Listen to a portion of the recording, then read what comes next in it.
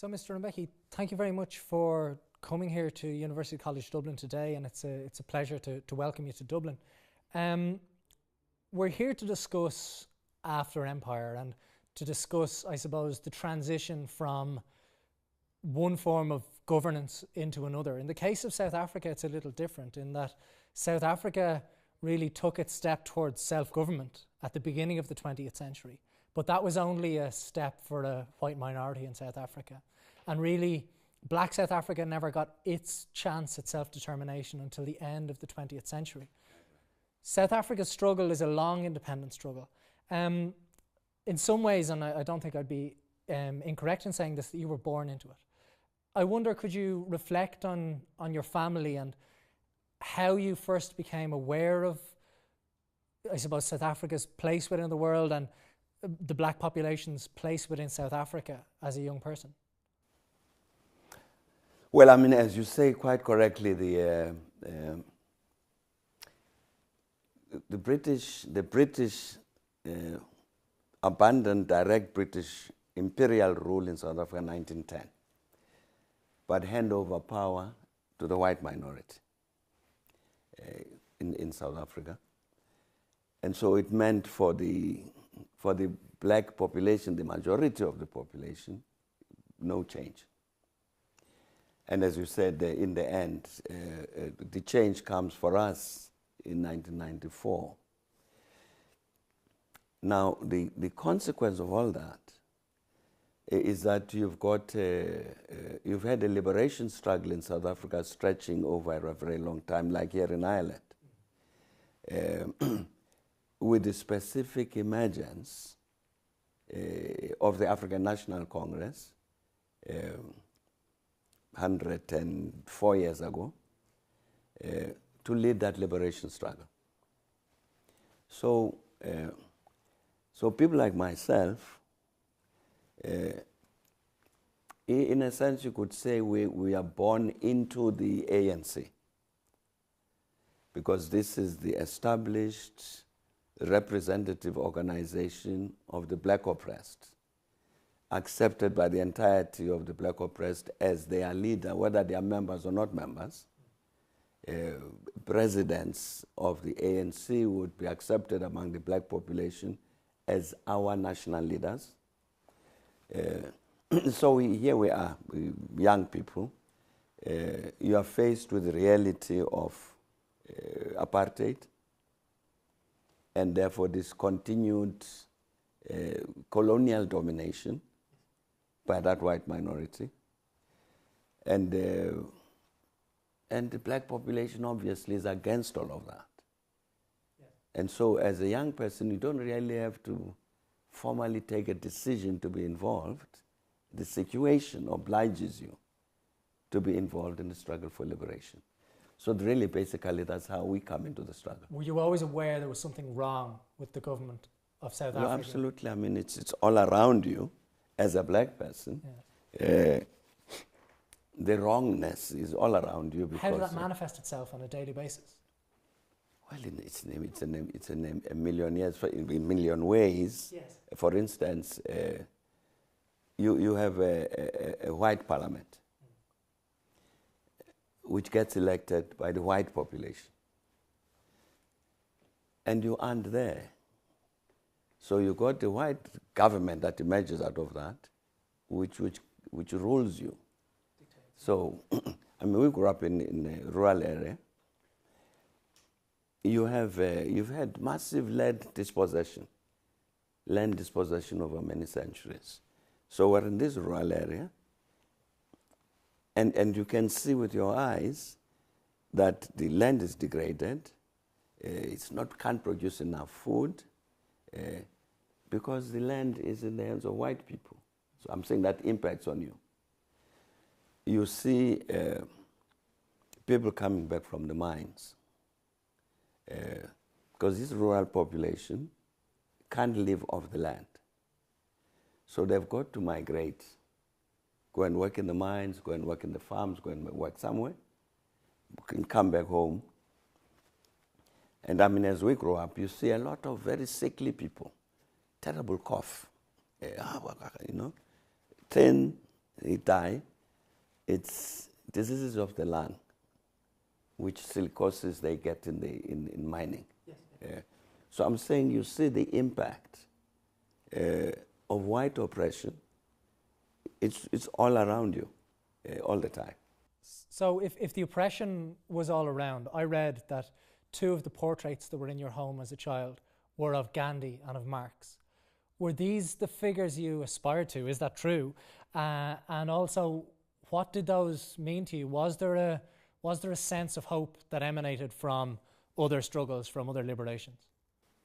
Well, I mean, yes, sure. I mean, the particular history of South Africa, a person like Gandhi, you know that Gandhi, when he left England as a lawyer, went to South Africa, spent many years there, because we've got a sizable South African Indian population, originally from India.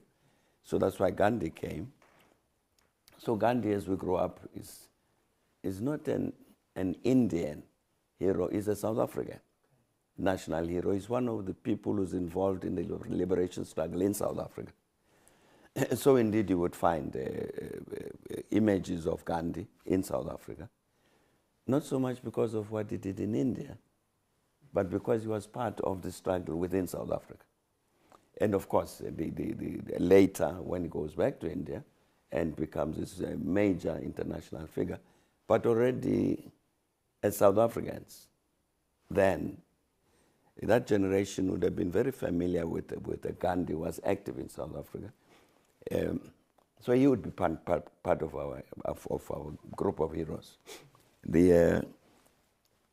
And then you see the South African Communist Party is formed in 1921. Lots of white people are members of the Communist Party. And over the years,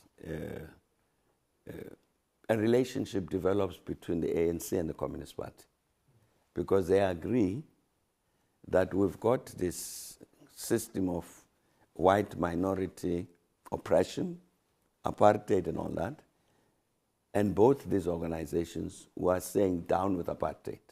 So they cooperate.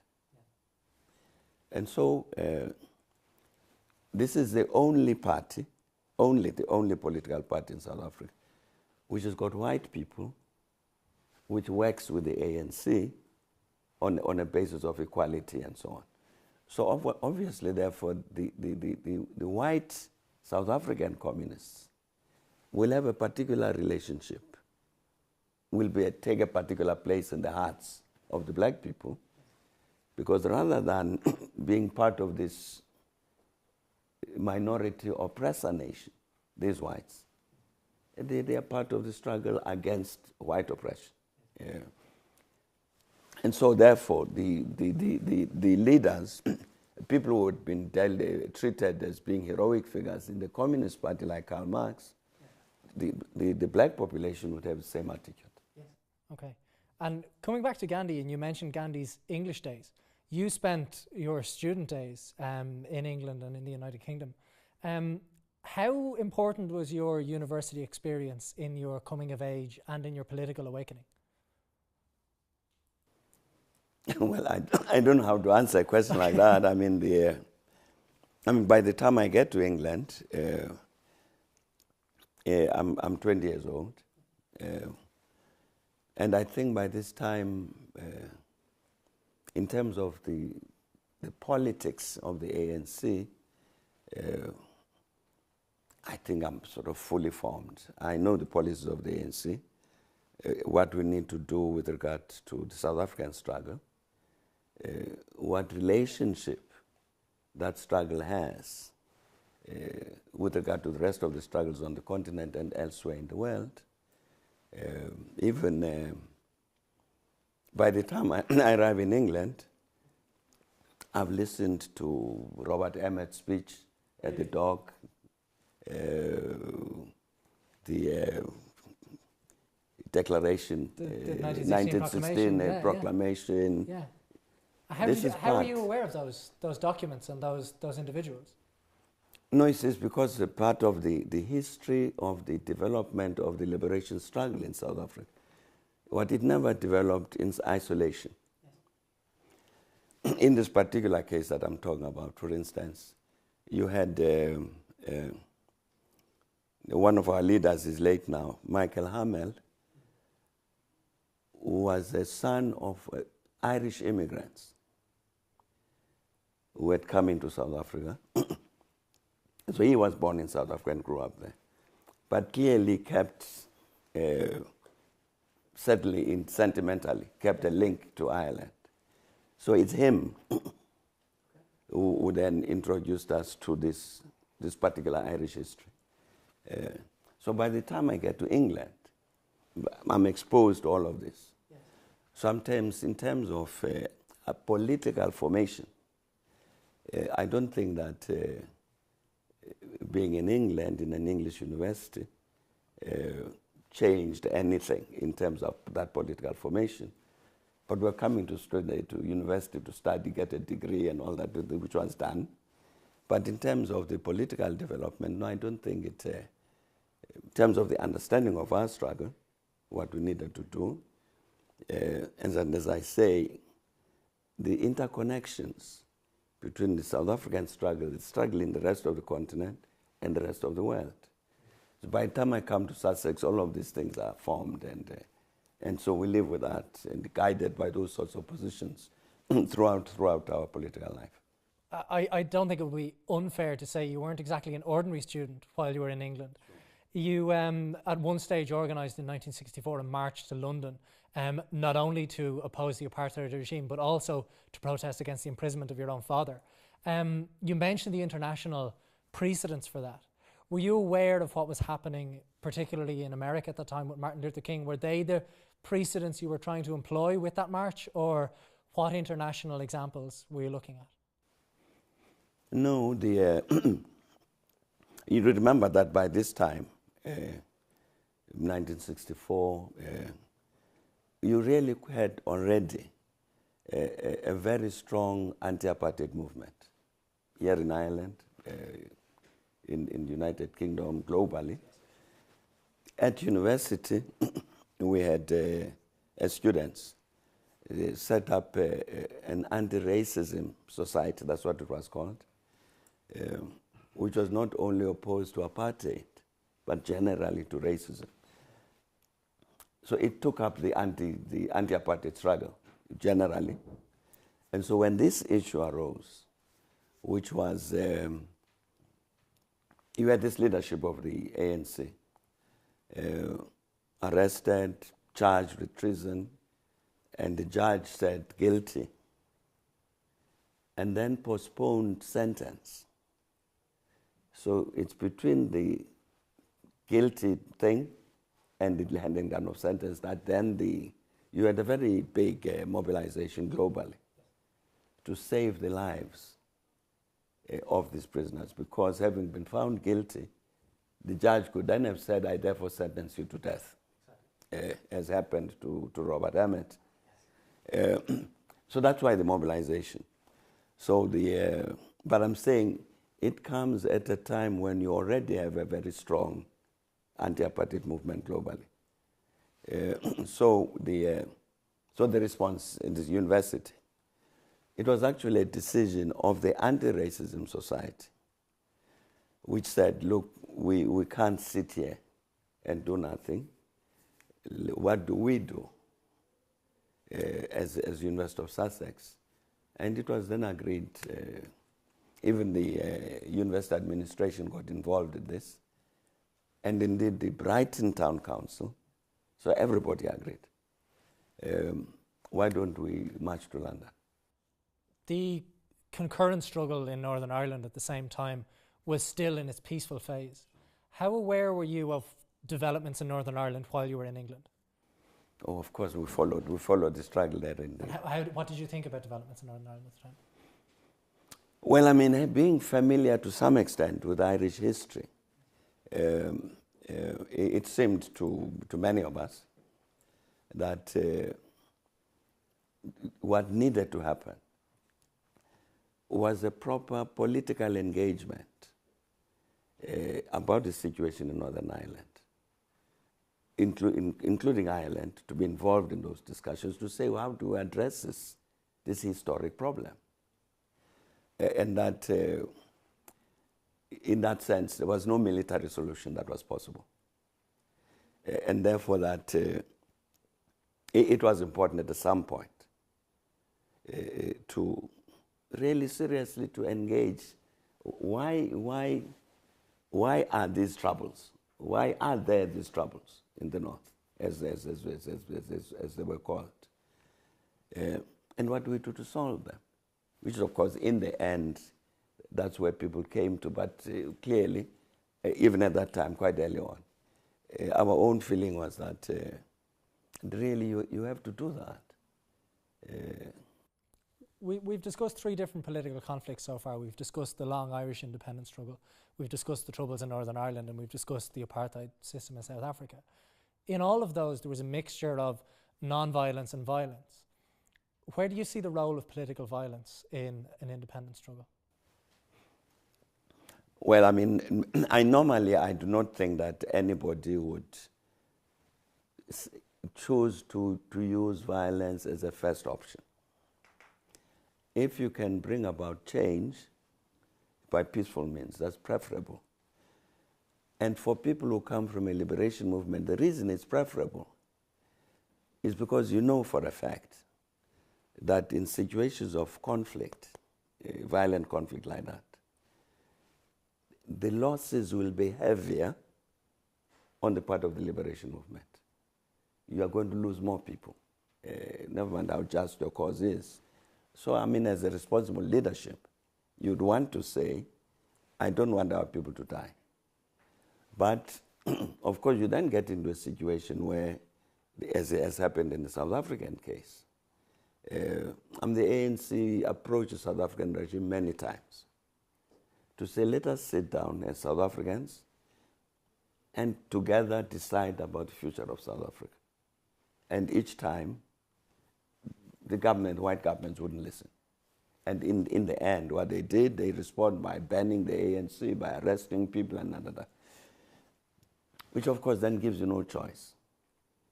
You are not allowed to speak, to say anything, to say the thing is wrong. You can't demonstrate down the street. Your newspapers get banned, you know, all of that. In the end, you are obliged to take up arms. So it's in that situation, but I think that normally, I'm talking about serious liberation movements. Yeah, okay. They would say this option of violence is the last option because you can't. The enemy is better armed. They are running a state. They got an army. They got police. They got everything. You might have some arms, but the preponderant power is on the other side. And as I'm saying, you know for a fact that in a situation of conflict, you are the one who's going to lose the greater number of people. So you want to avoid it. But if the enemy makes it impossible to avoid this, then you have no choice because otherwise you submit. I think that would be the relationship, and that would be the point at which any serious liberation movement would say, we really have no choice. Okay. The enemy is insisting that we must submit, and we're not going to submit, and therefore we have to fight. I'm interested, you just used a lot of military terminology in discussing that. You know, you've discussed the enemy, and you've discussed the fight, and you've discussed deploying your soldiers. The end of the 1960s for you constituted a very dramatic change in your surroundings as much as your circumstances. You found yourself in Moscow at the Lenin School, learning really the tactics of a soldier in a liberation army. What was that like for you? No, the military training we did, we trained as, that group of ours, that to which you refer, it was chief of staff of a regiment of a guerrilla army. Now, I don't know what you know about soldiering. Maybe not as much as you, by the sounds of it. Now, a chief of staff. Yes. In a sense, is the CEO.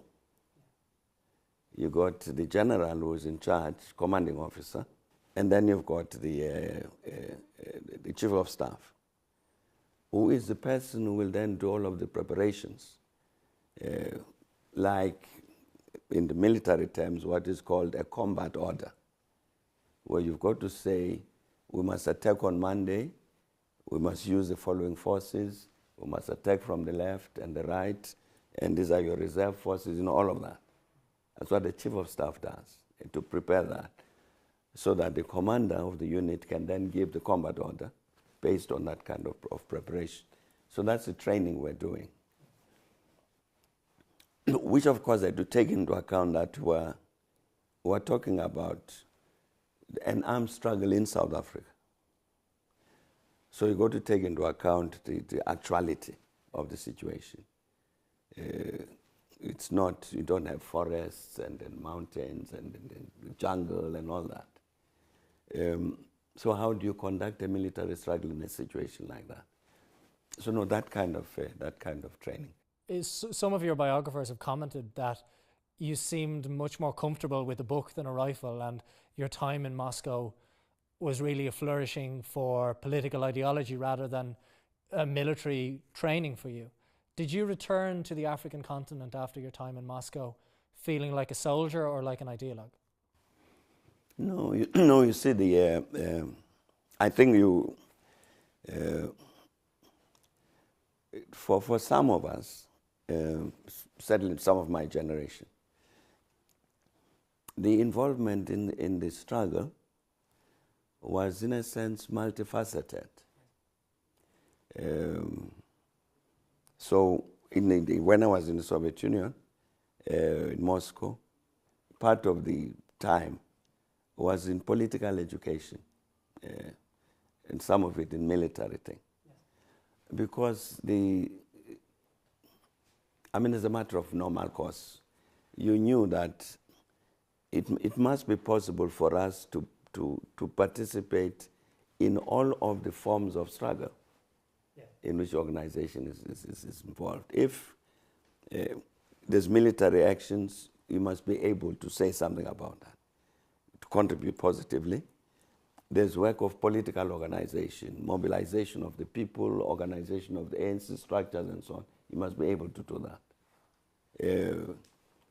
Engagement, the apartheid regime has got its own ideological and political perspective. And they broadcast all these messages. The reason we have apartheid is this and that, to justify the system.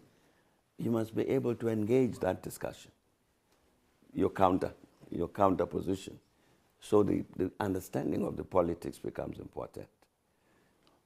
You got to mobilize the rest of the world to say, please join in this anti-apartheid struggle so that together we defeat this common enemy of humanity. So I'm saying that you need all of these various skills. Yes. A revolutionary's toolkit. So, yeah. You couldn't avoid that. Sure. You couldn't say that, no, I'm just a professional soldier. And if you say, no, but I want you to do this political work, you say, no, no, you can't. Yeah. As part of the liberation movement, you had to have the capacity to be involved in all elements of this liberation struggle. One last question on your time in the Soviet Union. Frequently, independence movements seek allies abroad, and in seeking those allies, they find the enemy of their enemy is their best friend. Did you, I suppose, how should I put this?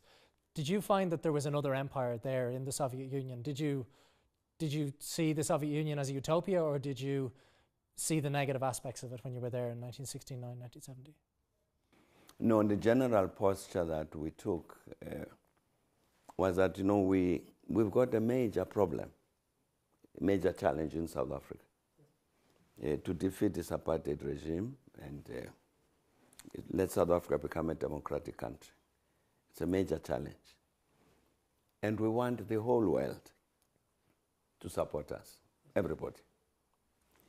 And of course, what you then get is that the countries in the rest of the world respond differently. Soviet Union, Sweden, other Scandinavian countries say we're with you in the struggle, then the British government, the Americans, and so on would take a different position.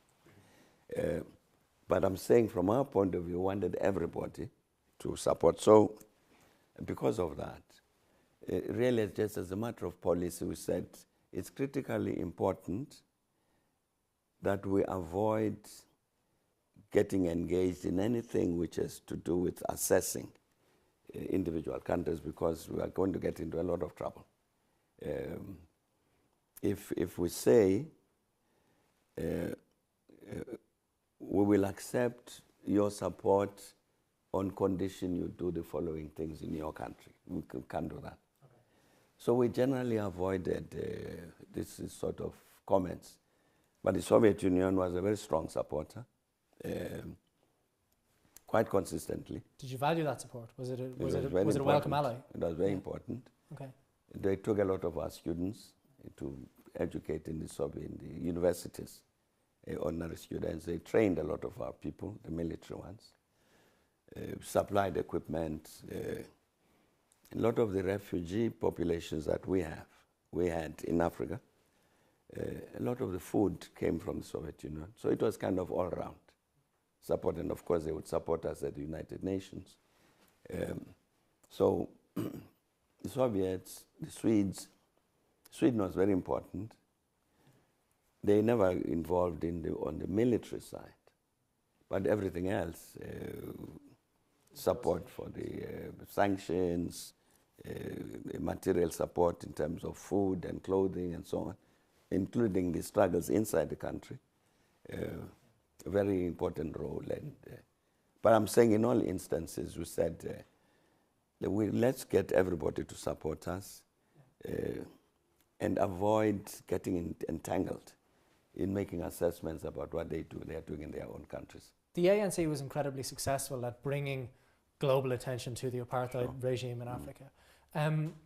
Were you aware of the efforts being made here in Ireland, and I'm particularly cognizant of Dunnes Stores, one of the grocery stores here in Ireland? The workers there refused to handle South African goods during the 1980s. It ended up being one of the longest industrial disputes in Irish history. Were you aware of those actions that were being carried out at a local level, and how much did they mean to you? Sure, absolutely. I mean, I remember the Dan strikes. Dunnes Stores, yeah. Yeah, I'm sure. No, but you had here in Ireland, one of our leading people, Professor Kada Asmal, an ANC member, was at Trinity. I mean, I came here,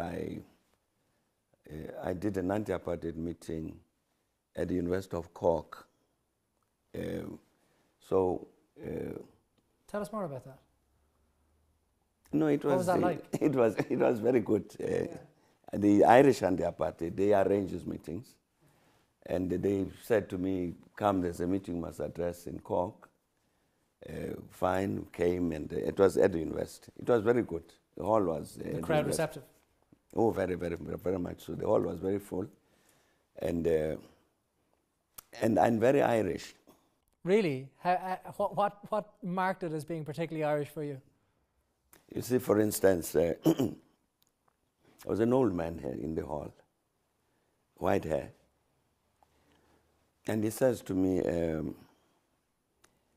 "Now, Mr. Mbeki, can you tell me, have you heard of James Connolly?" So I said, yes. So he says, "Have you read anything by James Connolly?" So I said, no. "Have you heard of Patrick Pearse?" I said, yes. "Have you read anything by Patrick Pearse?" No.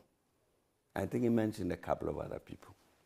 And he said to me, at the end of the meeting, "I'm going to give you a list of books to read, because you need to understand the liberation struggle in Ireland, which has gone on for many centuries. Because I think that you must learn some lessons from our struggle, which are going to be important for you in South Africa." So indeed I said, fine. I'm saying it was important because you could only get that discussion, that kind of discussion here in Ireland. if you did anti-apartheid meetings in England, as we did, I mean, you'd go to a meeting and they would be asking you questions about what pensions do black people get, what pensions do white people get, you know, that kind of question. Legitimate questions and so on. But here at Cork, the question was, what lessons can you draw from the Irish liberation struggle in order to defeat that regime in South Africa? You would never meet that kind of question in England. But here you would. It's fascinating.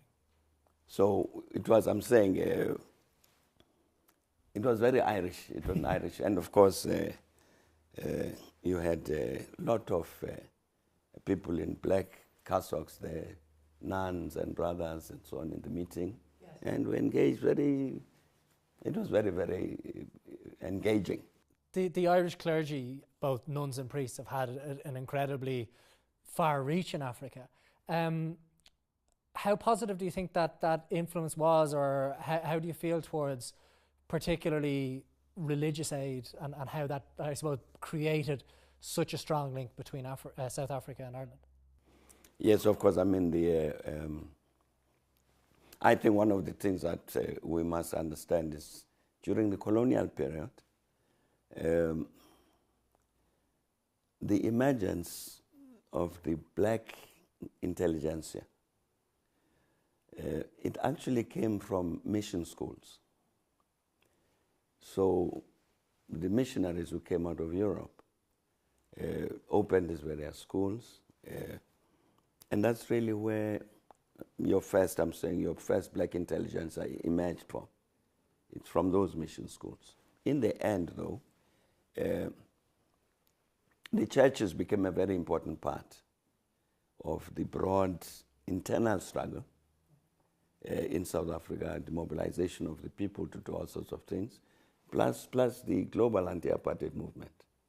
They played a very, very important role there. So, and it wouldn't matter, people might have come originally from Ireland or whatever else, but the Christian church, and more broadly, the religious communities in South Africa were very central in terms of the mobilization of the population to oppose the apartheid system. And you're coming from a very left family background. You're coming from presumably something of an anti-clerical emergence, or at least an anti-clerical family.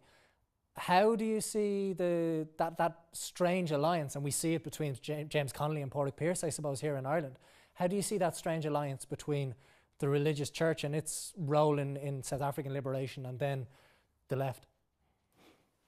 Well, no, I don't think anybody in the liberation movement was anti-clerical.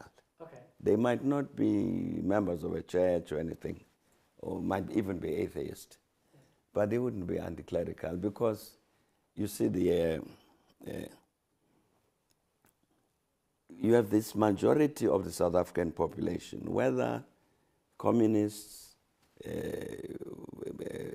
priests, capitalists, who share this common thing, that we've got a system here of white minority rule, which is impacting negatively on all our lives, whether you are a priest or a communist or whatever, and it's in our interest that we act together to get rid of this thing. So this is a grand alliance? Oh, absolutely, and it cohered. So you would never find a member of the Communist Party saying, I'm not going to attend this meeting because there's a bishop who's going to speak. No. I'd like to cross that Rubicon of 1994 and move from the independence struggle into a black governing free South Africa. I was thinking over the week as to that transition when independence leaders now rule an independent country, and I was actually struck by an Irish language poem. And that poem is by an Irish language poet called Kathleen Maud. She wrote in 1963, this poem is called Trowel, which is an Irish word for rage or anger. And it starts off, Tuairdum Cosar na tua go mrishigus go millig an teachseo, which is Irish for hand me a hammer or an axe that I can tear down this house, referring to that process of revolution. And then At the end of the poem, she says, "Hand me the nails and allow me to build up a new house." But she says, "But I'm so tired now." Tom Tirshach. Did you feel that sense of one liberation movement being an appropriate leadership to take over the role of governance? And is leading an independent struggle one thing, but leading a government a very different thing? Yeah, of course it is, yeah. How did you rise to that challenge? Well, you know, in a way, what needed to happen once the struggle to remove this white minority regime was won, the situation in South Africa actually more or less dictated what needed to happen. Because here, okay, the apartheid regime is gone, you've got a democratically elected government, and the ANC is the majority party.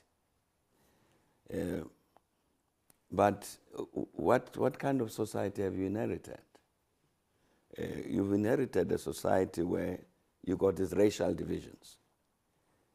But you want to build a non-racial society out of these various black and white segments of the population. What do you do about that? The history of colonization, 350 years of colonialism, apartheid and all that, has produced these inequalities in society, which unfortunately are also defined in racial terms.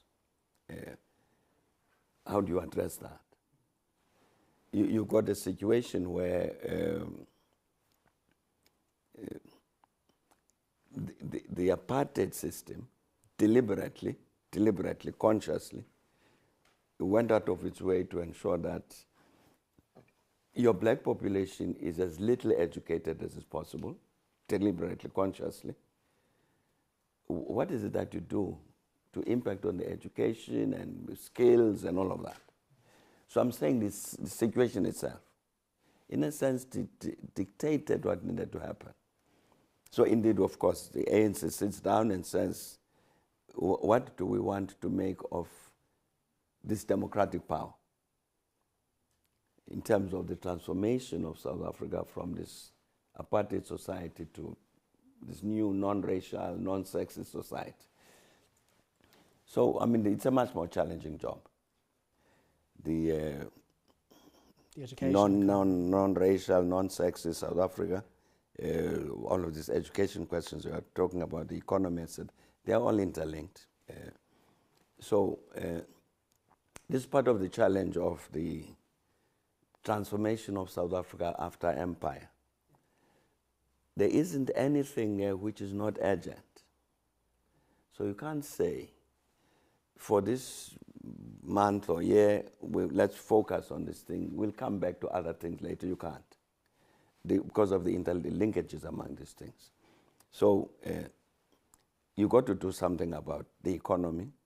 You know, we inherit an economy that was in decline, in all respects. So we had to change the direction so that you have a growing and a developing economy and so on with its consequences. So you've got to do that.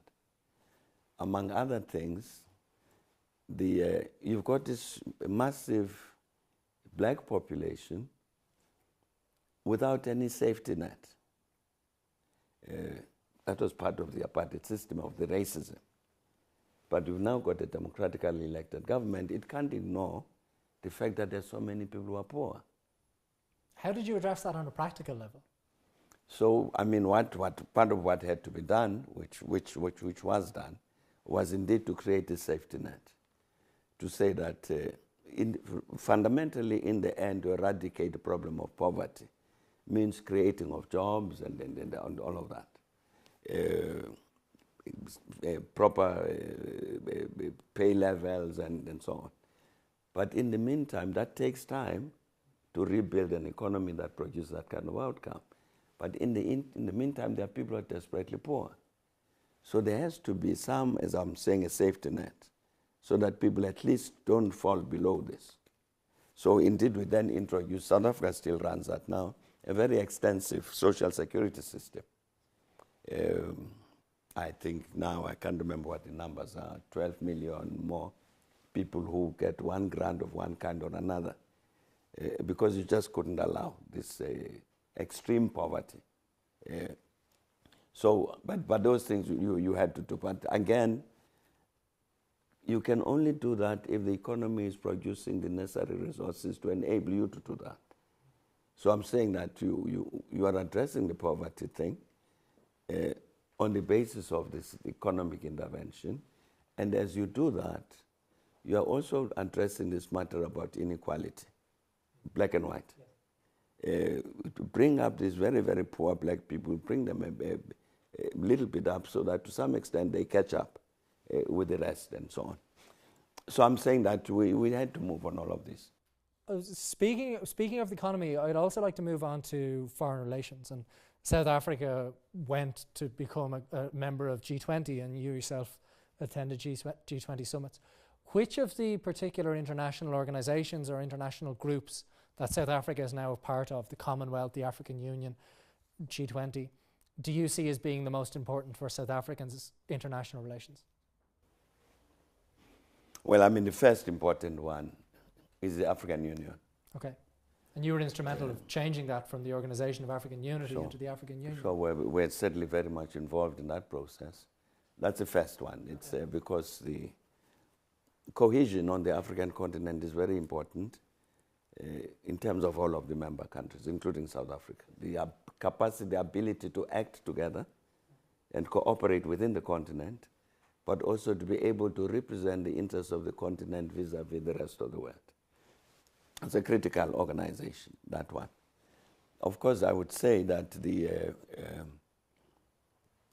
next important one would be the United Nations, from our point of view, because here is the one truly inclusive, multilateral, intergovernmental, interstate organization, the UN.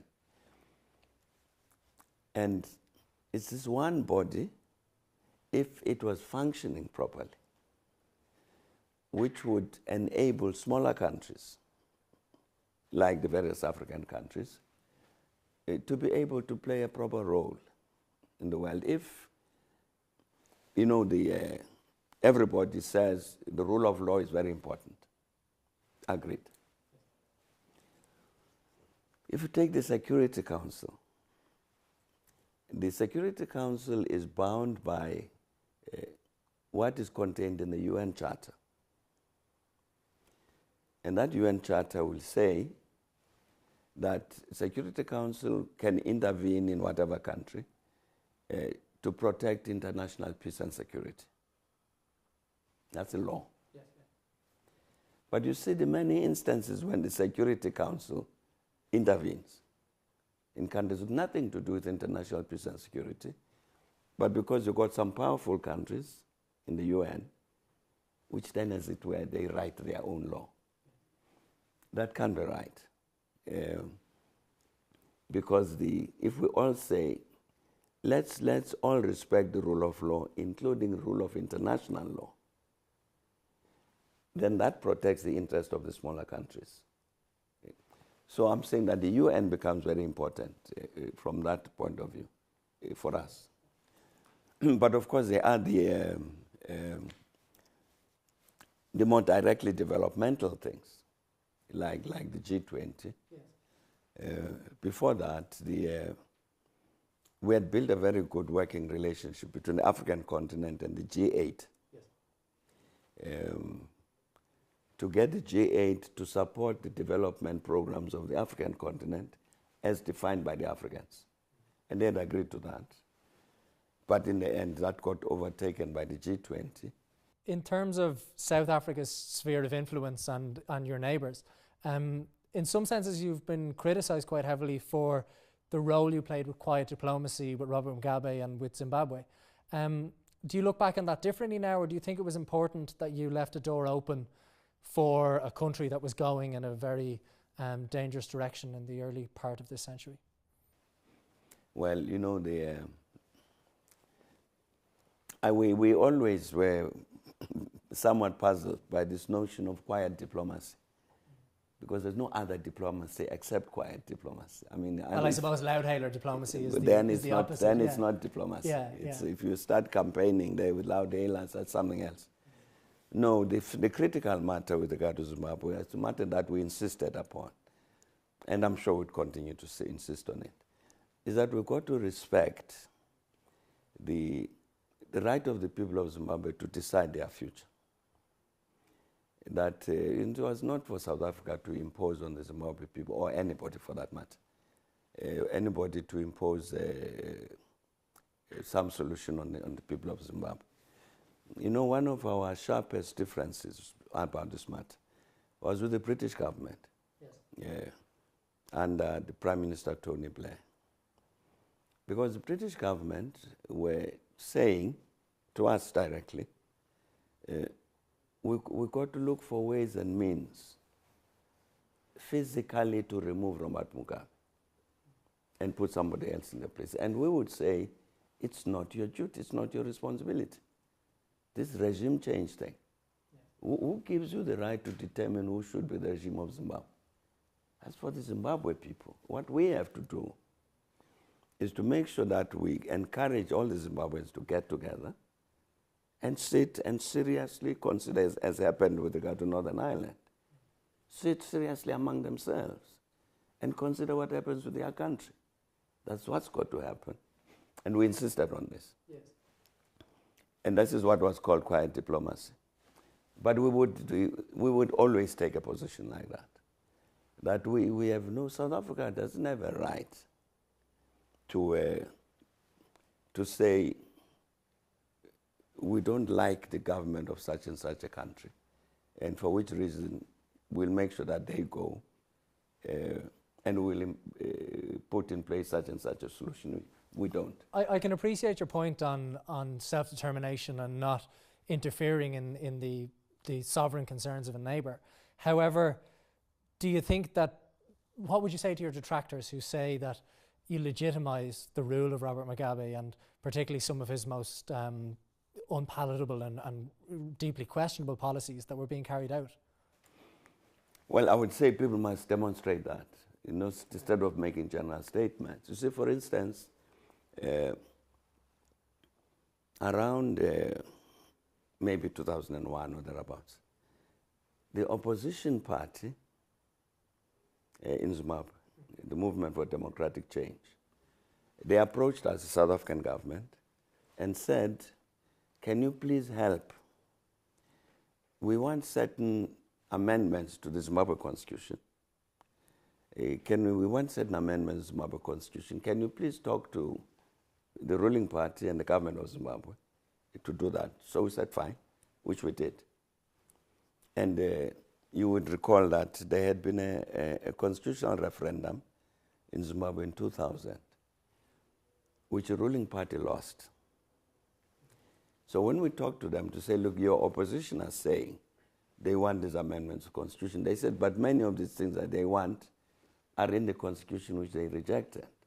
But anyways, that's when the engagement between the Zimbabweans, the opposition and the ruling party started.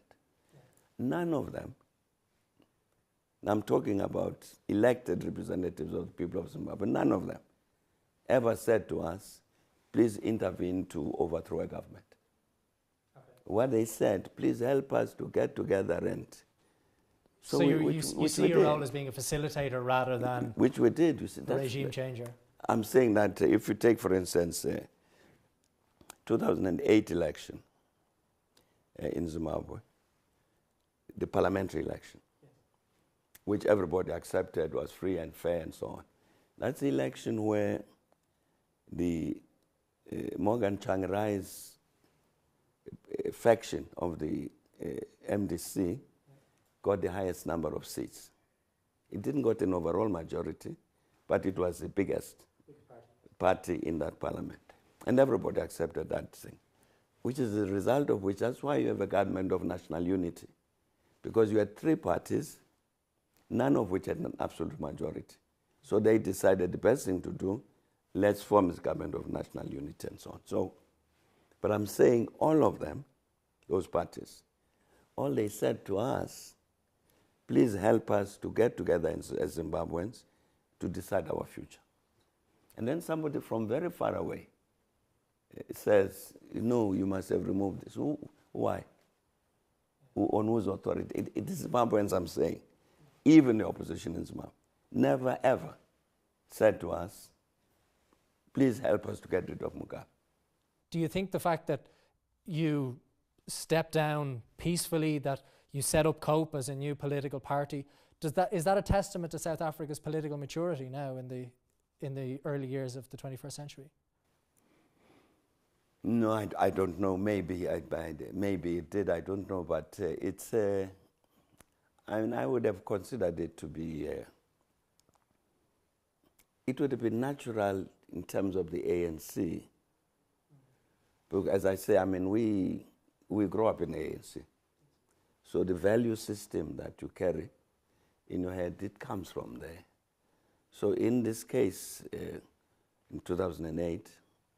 When the National Executive Committee of the ANC says, for whatever reason, we think that you should resign your position as president. So I said, fine. You know, this is my leadership in the ANC saying that. It would be normal for any ANC person to behave like that. So it was not this kind of, I'm saying it may have been a manifestation of that maturation. But I'm saying from the point of view of an ANC member, I think it was normal as an ANC thing. You would have seen that before, not relating to government, but to changes of leadership in the ANC itself. When there will be an alternative person put forward as a presidential candidate, and somebody else loses or withdraws without fighting or saying, I insist, I must continue. No, it would have been very contrary to the historical practice of the ANC for me to say, I disagree with this leadership, therefore I stay. I'm saying that it may have been a manifestation of that maturation, but it would have been a normal process in terms of ANC politics. Did you ever have a succession plan? Did you ever identify a clear successor for yourself? No. Do you again, we never had that practice. The ANC has never had the practice. I'm mindful of this, and we've spoken about Irish historical examples already. Perhaps an earlier Irish example, I don't know if you know about it or not, but Charles Stewart Parnell was the leader of the Home Rule movement that was very strong on the land question and others. And one of the greatest criticisms of his leadership, very charismatic, very popular leadership in the 1880s, but he never had a succession plan. He cultivated lots of talent, but he never cultivated one clear successor. Do you think your legacy might have been stronger, or maybe the transition of power might have been easier if you had nominated one successor in the ANC? Or was that even your call? I think the ANC would have rebelled against it. No, the ANC does not have any history of incubating successors. Okay. It doesn't. Many would have seen Jacob Zuma as your natural successor and seen that almost as a handing over of the crown. Sure, people might very well have done that, but in terms of grooming and preparing a successor, no, you can't do that. You think it's integral to democracy that as one person stands down an open election? Yes, it's... you know, there has been, historically, there's a lot of sensitivity within the ANC. This is part of its own historical development, including the value system it develops. A great deal of sensitivity about anything to do with saying, I am leadership material, elect me. Okay. No. So to come to ANC people to say, I have appointed this person, I think this person must succeed as a leader. they would say, but why are you thinking for us? We know who should be a leader. We don't have this tradition whatsoever. And how do you look back on that period now of 2007, 2008? Is it still painfully for you personally? And also, do you think that an irreconcilable rift has opened up between your own loyal followers and the followers of Jacob Zuma? No, I don't think so. I don't think there's any. I don't know if there were such followers. Okay. Because if people looked at this discussions that's taken place in South Africa, if you look at policy positions, there's no way you can say Mbeki represented his policies as opposed to Zuma's policies, which are the following. It's not there. And is there a tribal divide between Dosa and no. and so? No, it's no tribal. What quite occasioned this was statements made by a judge. Okay. This had to do with this court case, the then court case against Jacob Zuma. Yes. And the judge who presided over that case said, our government, including the president, had interfered with the processes. Yes. In terms of education, a lot of people who I've spoken to on this have said that really education is the root of a stronger, more powerful, assertive, stable South Africa. You've benefited hugely from international education. How do you think a more robust education system can be rolled out in South Africa? And do you think that access to education is sufficient in modern South Africa? Yeah, no, sure. No, it's quite correct what you are saying about the critical importance of education. No, the South African educational system needs a very serious attention. At the primary level, one of our biggest challenges is the quality of the teachers. Okay. It's something that really we've got to avoid. There are attempts to attend to this, but it's a continuing consequence of the educational system that had been established during the apartheid years. Just for instance, a specific example. At some stage, you would have people graduating from teacher training college, and you would find that many of them have got distinctions in biblical studies. So 85 out of 100 distinctions in biblical studies.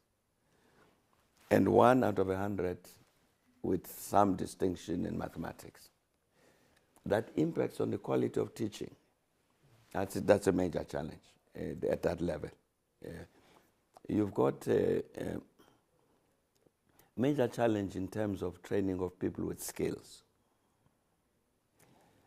Again, because what had happened was that the technical colleges that you needed to train fitters and turners and all of that infrastructure was very weak.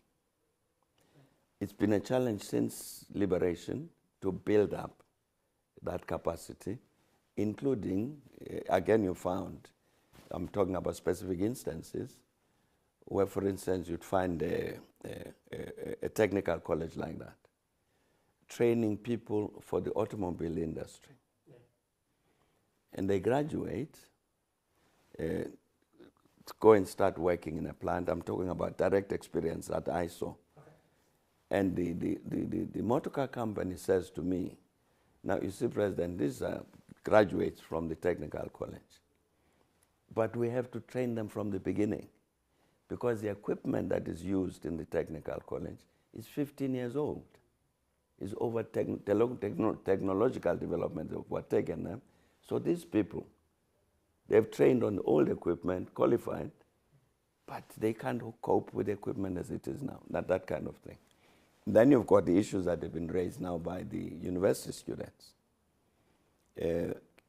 about affordability of education. Moving on to public health, and it's an issue that arguably touches women more so than men. It could arguably be said that one of the greatest challenges of post-apartheid South Africa has been the AIDS crisis. Some of your critics have been quick to point your policies on AIDS as some of the most controversial of your presidency.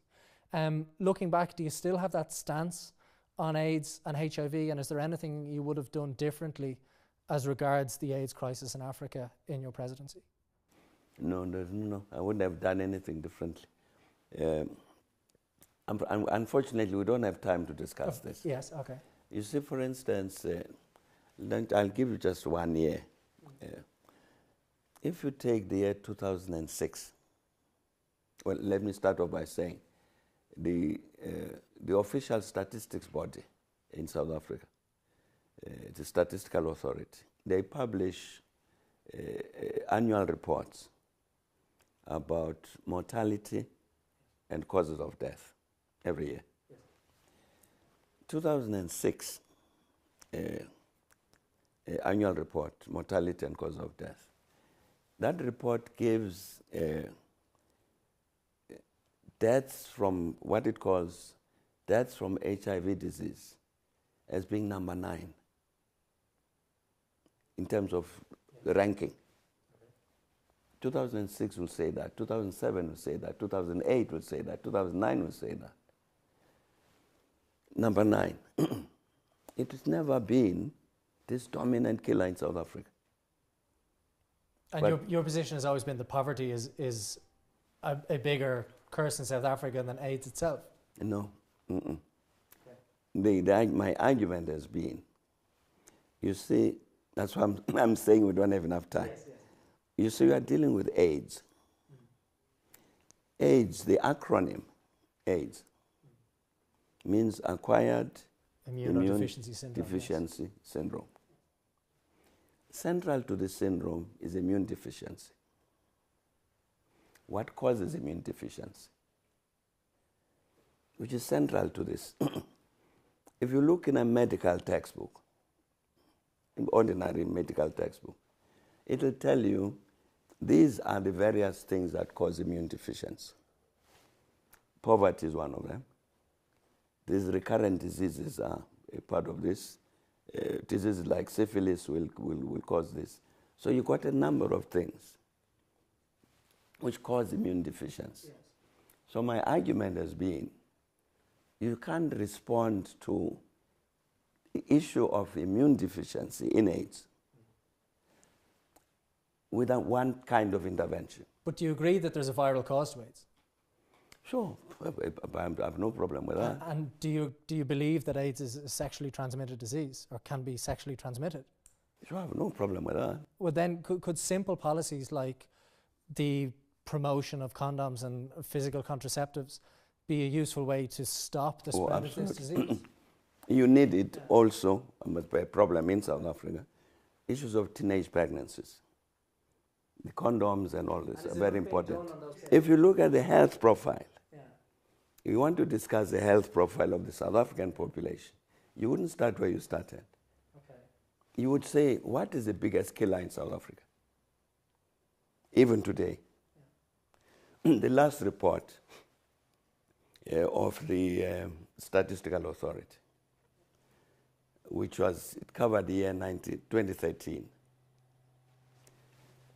it puts the deaths from HIV as number 3. Okay.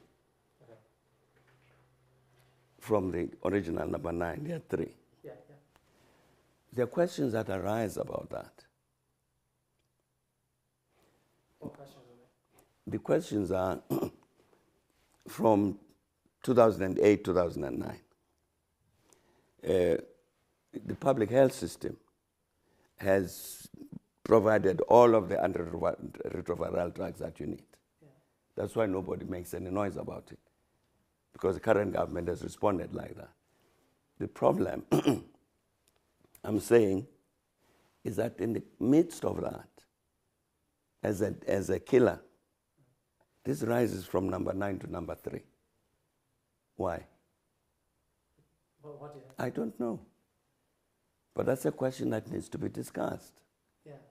because the response that was expected, let's flood the country with antiretroviral drugs. This is the consequence. The opposite, no, not saying, let me say the opposite. What's happened practically, yes, the absolute number of people who are dying from what is classified as HIV disease has increased. Yes. And as a proportion of deaths, it's increased. Yes. So somebody needs to ask the question, why? Why does the South African government not look at some of the less glamorous but probably more fundamental work, like working on public drinking water rather than working on antimicrobial resistance? Would they be more important public policies on health and public sanitation to carry out, even if they're less glamorous? But is that being pursued in South Africa today? But those things are being done. But not at the rate they could be done. And for instance, there is a lot of money being pumped into things like antimicrobial resistance in South African scientific research, where when you don't have a clean public drinking water system for everybody, is that really the top priority? I mean, the issue about clean water and access of water by all communities, all families, it's an old program. As soon as we came into government, and I don't think that... and it's still not over, though. Sure, I mean, sure, it's not as though you say one day everything is concluded. The population grows, new communities emerge, and all that. But I don't think it's the thing about clean water is a major issue of debate. Okay. The issue of sanitation, also, that's a bigger matter of debate. Yeah. That sanitation issue, because the supply of clean water, the sanitation bit, yes, hasn't quite caught up with the supply of clean water. So that's a matter that is openly discussed in South Africa. Yes. But I mean, clean water is very important in terms of health.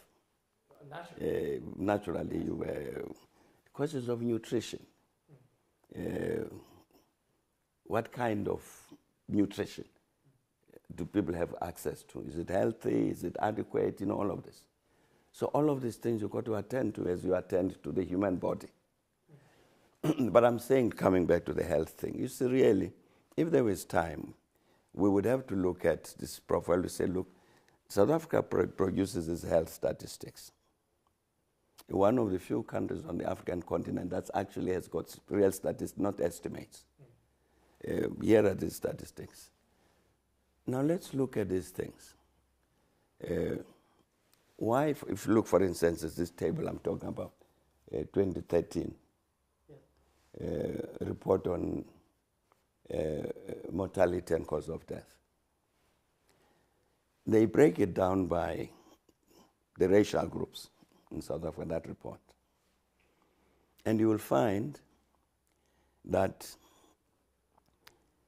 TB is the biggest killer in the country, but 0 for the white population.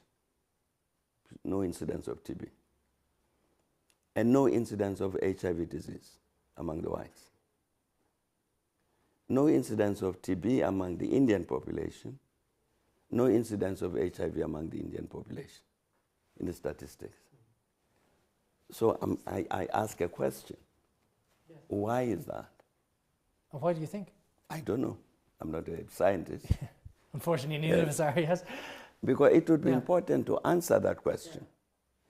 Because it may then be that what South Africa needs to say, then let us get this section of the population which shows death from HIV to do the things that these other sections of the population do, which don't have any, just to draw that kind of... Yes, the change of lifestyle, change of culture. Whatever it is that you've got to change. I don't know what it is you've got to change. Yeah. But maybe that's what needs to happen. That's why I'm saying the matter needs to be studied. In a world where Europe and America are central at the moment, in 50 years' time, do you see a world in which the continent of Africa and the country of South Africa are more central? And what do you think South Africans and Africans more generally need to do today to achieve that? Well, as I said to you earlier, it's been very important for us as South Africa to ensure that we have a continent of Africa that behaves in a cohesive manner. And therefore, an organization like the African Union has been very important that it should be strong. I was saying partly to address the matter of the integration of the African Union, of the African continent, leading to union, but also to make sure that Africa is properly represented in terms of the governance of the globe. And that's where we've got to start. And I said the UN is very important. The restructuring of the Security Council becomes important, as would be addressing this issue of voice for the African continent with regard to organizations like the IMF, World Bank, WTO, and so on. So that's a struggle that we've got to wage. How do you so fashion the system of global governance that you have a more equitable system in terms of decision making, etc., across the board? The second thing, which is important, is the restructuring of the economic relations between Africa and the rest of the world. You see, for instance, one of the big issues on the African continent is the issue of the economic partnership agreements between Africa and the EU. Because the EU insists that there must be a reciprocal relationship between those African countries and the EU. You can't have reciprocal relations between the African countries and the EU. You've got a Germany here and an Ireland and a France that are, and very poor African countries. So if I allow a banana from your country to enter the EU duty-free, you must then allow whatever. So that challenge of free trade remains that's a major right. So issue. it can't be reciprocal. Yeah. But that's what defines the economic partnership agreements, yes, which would then actually perpetuate this old economic system globally of the wealthy countries of Europe and America, yes, and the poor South. So we've got to change things like that. And do you foresee a future where the continent of Africa will be treated more equitably in the future? Sure, at least we've got to fight for it. And you think that that change will come from Africa? It must come from, in a sense, now speaking as a South African, in a sense we've got to draw on our experience of developing that global anti-apartheid movement. We need to develop a similar movement to say it's in the interest of all humanity that the countries of the South should develop and grow. It's in the interest of all humanity. So let all humanity unite to achieve this goal, because everybody will benefit from it. Maybe we need to go back there, so that it's not just a matter of the Africans fighting on their own for that equitable treatment and linking up with other countries of the South, which is happening, but link up globally. We want Ireland. Yeah. We want Ireland to be on our side, to say we agree with the Africans. Let's restructure the global economy so that these countries can also grow, because it will give us as Ireland a bigger market to export to them, and all of that. So we'll all benefit. So I'm saying to develop a global alliance really to change this relationship between North and South, basically, for the benefit of the South, to make sure that we do indeed move towards the eradication of poverty and underdevelopment in the countries of the South. And reciprocal arrangements with the EU are not going to help. Well, on that, we will win. And on that very positive note, I must thank you very much for your very generous gift of your time and for being so frank with me today on all these questions. Mr. Mbeki, thank you very much. Yeah, thanks.